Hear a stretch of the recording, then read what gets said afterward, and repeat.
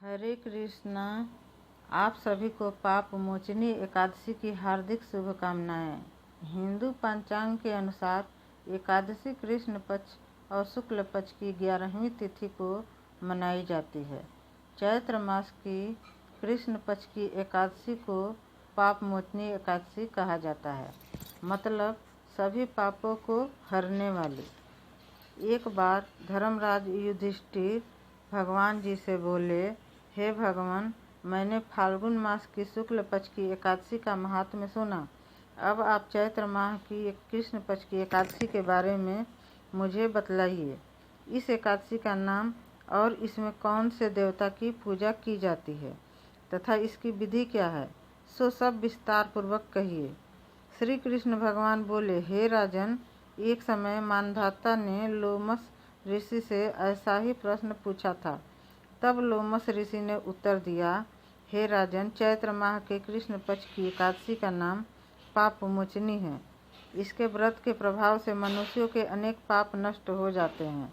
इसकी कथा इस प्रकार है। प्राचीन समय में चैत्ररथ वन में अप्सराएं निवास करती थीं। वहाँ हर समय बसंत रहता था। उस वन में एक मेघावी नामक मुनि तपस्या करते थे। वे शिव भक्त थे। एक दिन मंजूघोषा नामक एक अप्सरा उनको मोहित करने के लिए सितार बजा कर मधुर मधुर गाना गाने लगी। उस समय शिव के शत्रु अनंग भी शिव भक्त मेघावी मुनि को जीतने के लिए तैयार हुए। कामदेव ने उस सुंदर अप्सरा के भ्रू को धनुष बनाया, कटाक्ष को उसकी प्रत्यंचा, उसके नेत्रों को उसने संकेत बनाया और कूचों को कुरी बनाया। उसे मंजूघोषा अप्सरा को सेनापति बनाया। इस तरह कामदेव अपने शत्रु भक्त को जीतने को तैयार हुआ। इस समय मेघावी मुनि भी युवा तथा हृष्ट पुष्ट थे। उन्होंने यज्ञोपवीत तथा दंड धारण कर रखा था। उस मुनि को देखकर मंजूघोषा ने धीरे धीरे मधुर वाणी से बीड़ा पर गाना शुरू किया। मेघावी मुनि भी मंजूघोषा के मधुर गान पर तथा उसके सौंदर्य पर मोहित हो गए। वह अप्सरा उस मुनि को कामदेव से पीड़ित जानकर आलिंगन करने लगी। वह मुनि उसके सौंदर्य पर मोहित होकर शिव रहस्य को भूल गए और काम के वशीभूत होने के कारण उन्हें दिन और रात्रि का कुछ भी ध्यान नहीं रहा। एक दिन मंजूघोषा उस मुनि से बोली, हे मुनि, अब मुझे बहुत समय हो गया है, स्वर्ग जाने की आज्ञा दीजिए। उस अप्सरा के ऐसे वचनों को सुनकर मुनि बोले, हे सुंदरी, तू तो आज इस संध्या को आई है, अभी प्रातः काल तक ठहरो। मुनि के वचनों को सुनकर वह उनके साथ रमन करने लगी और बहुत समय बिता दिया। फिर उसने मुनि से कहा, हे मुनिदेव, अब आप मुझे स्वर्ग को जाने की आज्ञा दीजिए।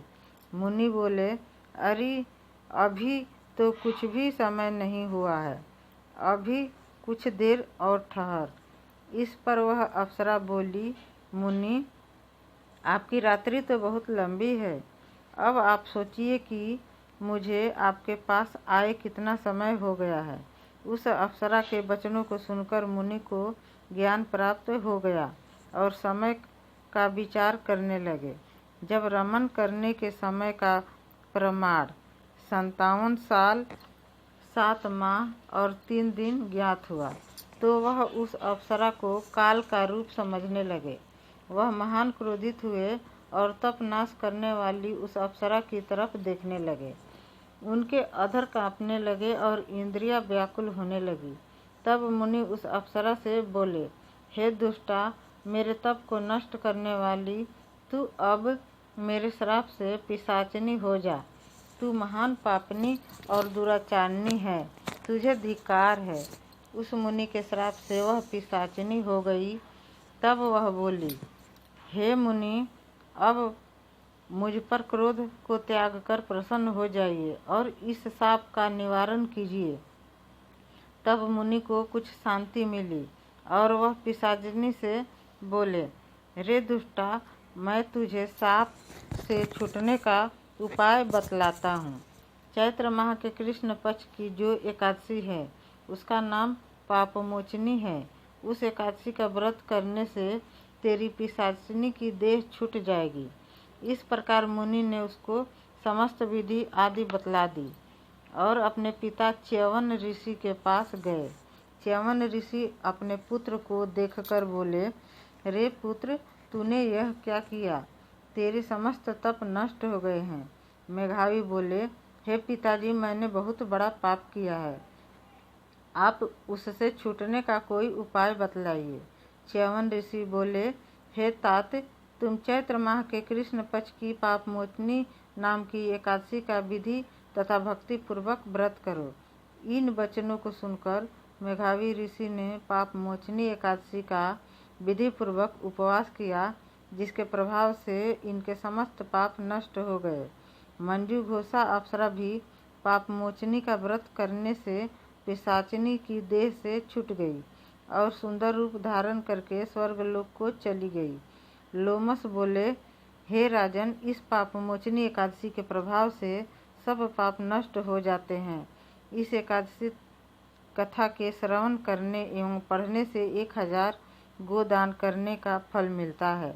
इस व्रत के करने से ब्रह्म हत्या करने वाले, अगंबा गमन करने वाले आदि के पाप नष्ट हो जाते हैं और अंत में स्वर्ग को जाते हैं।